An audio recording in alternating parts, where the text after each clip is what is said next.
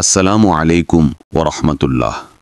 প্রিয় দিনী ভাই ও বোনেরা, ঈমান বিল্লাহের পূর্ব শর্ত কুফর বিত তাগুতের ব্যাখ্যা। কুফর বিত তাগুত তথা তাগুতকে অস্বীকার, অমান্য, বর্জন করার ধরন হল মহান রব আল্লাহ ছাড়া অন্য সব কিছুর সার্বভৌমত্ব, আইন, বিধান ও কর্তৃত্ব অস্বীকার করা। আল্লাহ ছাড়া কোনো সৃষ্টির উপাসনা, ইবাদত, দাসত্ব ও আইনের অনুগত্য বাতিল বলে বিশ্বাস করা, তা ঘৃণা ভরে প্রত্যাখ্যান করা ও অপছন্দ করা। আল্লাহকে একমাত্র রব তথা হুকুম বিধানদাতা হিসেবে স্বীকৃতি দিলেই সার্বভৌমত্ব ও শাসন কর্তৃত্বের ক্ষেত্রে তাগুতকে অস্বীকার করা হয়।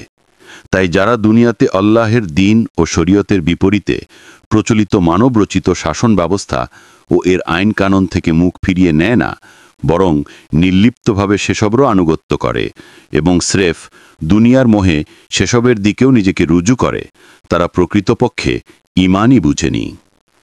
কেবলমাত্র সর্বান্তকরণে তাগুতের দাসত্ব থেকে ফিরে আসা ব্যক্তি ঈমানের দাবিতে সত্যবাদী হিসেবে মহান রব আল্লাহর কাছে গ্রহণযোগ্য হবে।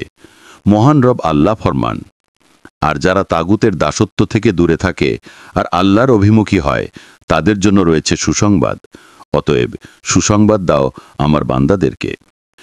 মানুষের জন্য সবচেয়ে বড় ফরজ হচ্ছে তাগুতকে অস্বীকার বা বর্জন করা। এই ফরজ হুকুম পালনে সার্বিকভাবে আমরা যেভাবে তাগুতকে বর্জন করতে পারি: ১.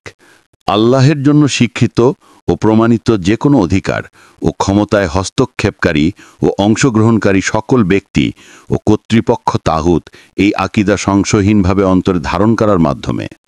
২. কুফর ও শিরক ছেড়ে তাওহীদ গ্রহণের মাধ্যমে। ৩. তাগুতের ইবাদত বাতিল এ আকীদা অন্তরে পোষণের মাধ্যমে। ৪. তাগুতের দাসত্ব ও আনুগত্য থেকে দূরে থাকার মাধ্যমে। ৫. আল্লাহ ছাড়া অন্য কারো ইবাদত না করা এবং আল্লাহের বিরোধিতায় কারো আনুগত্য না করার মাধ্যমে। ৬. তাগুতের সাথে দুশমনি বা শত্রুতার মাধ্যমে। ৭. তাগুতের প্রতি নমনীয় ও সহনশীল হবার পরিবর্তে ক্রোধ ও ঘৃণা প্রকাশের মাধ্যমে। ৮. তাগুতের অনুসারীদের সাথে সহযোগিতা না করার মাধ্যমে। ৯. মহান আল্লাহ ও তার রসুলের বিরুদ্ধাচারী কোনো ব্যক্তিকে বন্ধু হিসেবে গ্রহণ না করার মাধ্যমে। তাগুতের পরিচয়: তাগুতকে যথাযথভাবে আসহাবে রসুলদের নমুনায় অস্বীকার ও বর্জন করতে হলে অবশ্যই তাগুতকে সঠিকভাবে চেনা ও জানা জরুরি। প্রতিটি স্থান, কাল ও সমাজভেদে তাগুত বিভিন্ন রূপ ধারণ করে আসে নিত্য নতুন পদ্ধতিতে। তাগুতের মূল কাজই হল মানুষকে মহান রব আল্লাহের সামনে বিদ্রোহী হিসেবে দাঁড় করানো, ঈমানের পথ থেকে বিচ্ছিন্ন করে কুফরের দিকে নিয়ে যাওয়া। তাগুত হচ্ছে সেই সকল বাতিল রব ও ইলাহ যারা স্বৈর দাসত্ব ও আনুগত্য ও উপাসনার দিকে মানুষকে আহ্বান করে কিংবা উপাস্য হতে পছন্দ ও সন্তুষ্টি বোধ করে। আসুন শুরুতেই জেনে নেই তাগুত কাকে বলে। তাগুত শব্দটি আরবি তগিয়ান শব্দ থেকে উচ্চারিত, যার অর্থ সীমা লঙ্ঘন করা, বাড়াবাড়ি করা, স্বেচ্ছাচারিতা করা। তাগুত শব্দের অর্থ হচ্ছে সীমা লঙ্ঘনকারী, আল্লাহদ্রোহী, বিপথে পরিচালনাকারী। সর্বসাধারণের বোধগম্য ভাষায় বলতে গেলে আল্লাহ রব্বুল আলামিনের কাজ, ক্ষমতা ও অধিকারে যে নিজেকে শরিক করে সেই তাগুত।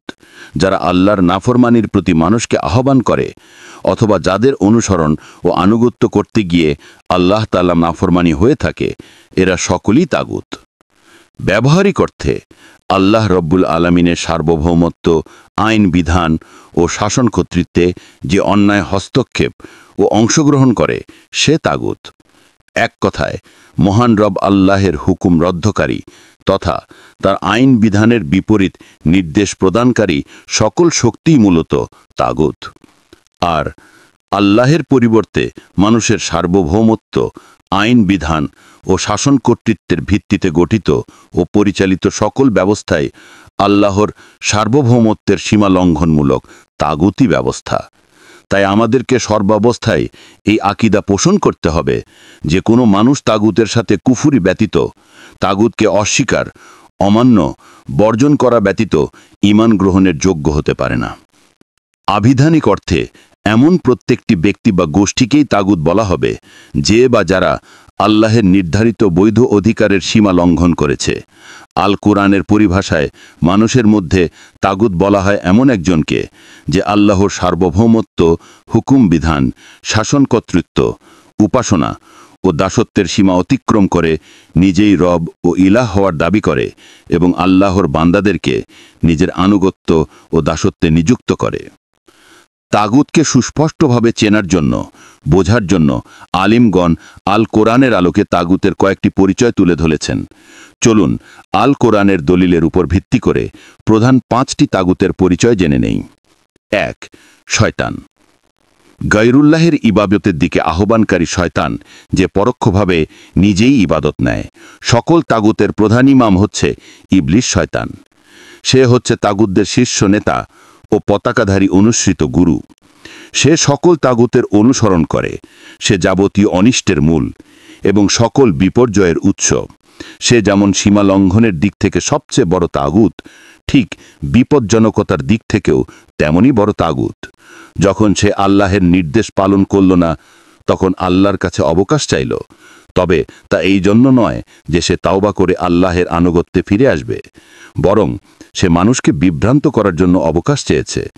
ইবলিস মহান আল্লাহর সামনে বলেছে, আমি অবশ্যই বনি আদমের জন্য আপনার সিরাতুল মুস্তাকিমের সামনে বসে থেকে তাদেরকে এ পথ থেকে বিচ্যুত করার জন্য কুমন্ত্রণা দেব।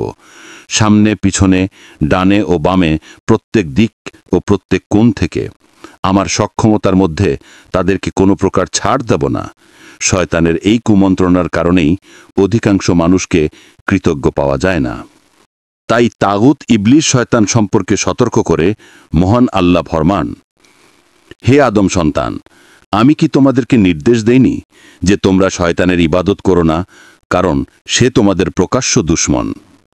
যারা ঈমান এনেছে তারা যুদ্ধ করে আল্লাহর পথে, আর যারা কুফর করেছে তারা যুদ্ধ করে তাগুতের পথে। সুতরাং তোমরা যুদ্ধ করো শয়তানের দূষরদের বিরুদ্ধে। নিশ্চয়ই শয়তানের চক্রান্ত হল দুর্বল। 2. গয়েবের ও ভবিষ্যতের জ্ঞান রাখার দাবিদার। গণক, জ্যোতিষী, প্রকৃত আলিমুল গায়েব আল্লাহর সাহায্য ছাড়া যে ব্যক্তি নিজেকে ইলমে গায়েব জানার ও ভবিষ্যতের কল্যাণ বা অকল্যাণ বলে দিতে পারার বিশেষ ক্ষমতার অধিকারী দাবি করে, সে ব্যক্তি মূলত তাগুত।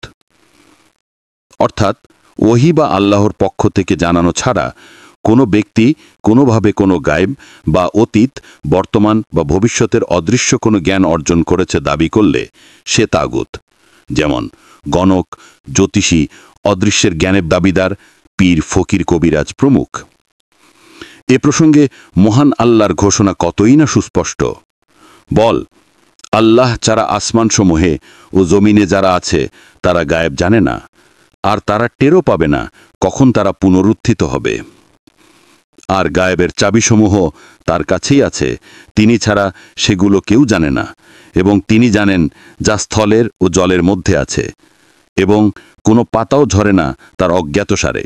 আর মাটির অন্ধকারে এমন কোনো শস্য কণাও অঙ্কুরিত হয় না, বা রসযুক্ত বা শুষ্ক এমন কোনো বস্তু নেই যা স্পষ্ট কিতাবে নেই। 3.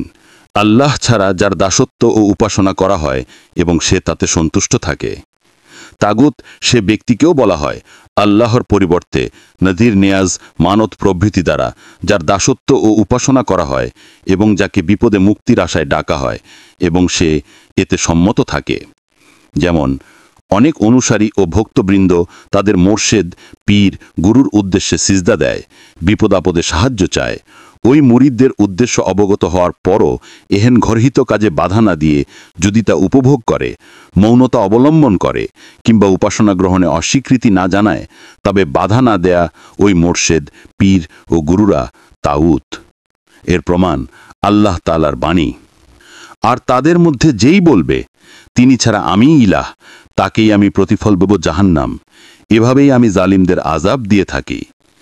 তবে এখানে ইবাদত গ্রহীতার তাগুত হওয়ার বিষয়টি স্পষ্ট করা জরুরি মনে করছি, কারণ ইলাহ মানে হচ্ছে যার জন্য কোনো একটি ইবাদত ধার্য করা হয়েছে আর সে ব্যাপারটি জেনেছে এবং এতে সম্মত হয়েছে। এজন্য আল্লাহ ব্যতীত কারো দাসত্ব ও উপাসনা করা হলেই সে তাগুত নয়। বরং এ বিষয়ের আলোকে তাগুত সে যে মাখলুকের উপাসনা করা হয়েছে আর সে বিষয়টি জানতে পেরেছে এবং সন্তুষ্টও হয়েছে, তাহলে সে নিশ্চিত তাগুত হবে।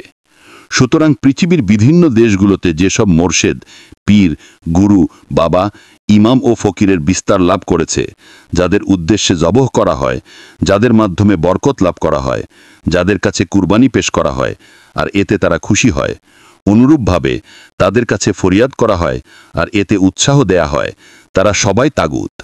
কেননা তাদের জ্ঞাতসারে ও সন্তোষে আল্লাহের প্রাপ্য ইবাদত তাদের উদ্দেশ্যে করা হয়েছে।